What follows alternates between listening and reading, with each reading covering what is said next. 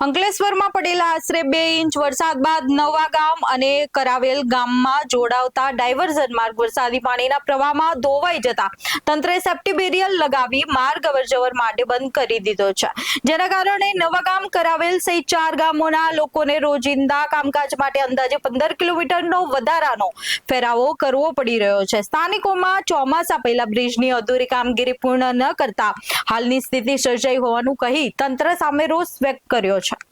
દરેક નાગરિકને આવવા જવા માટે ઘણી મુશ્કેલીઓ પડશે, તો જે તે તંત્રને અને કોન્ટ્રાક્ટરને વિનંતી છે કે આનું વહેલી તકે ફરીથી ડાયવર્ઝનનું કામ ઉપાડે, જેથી કરાડવેલ ગામના જે વિદ્યાર્થીઓ છે જે સ્કૂલે કોલેજ પર જાય છે એમને તકલીફ ના પડે।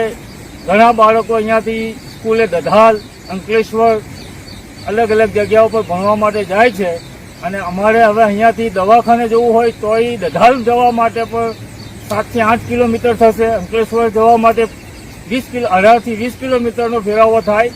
એટલા માટે તંત્રને વિનંતી છે કે આનું કામ વહેલી તકે આજે તાત્કાલિક ધોરણે આ ડાયવર્ઝન ફરીથી ઊભું કરાવે।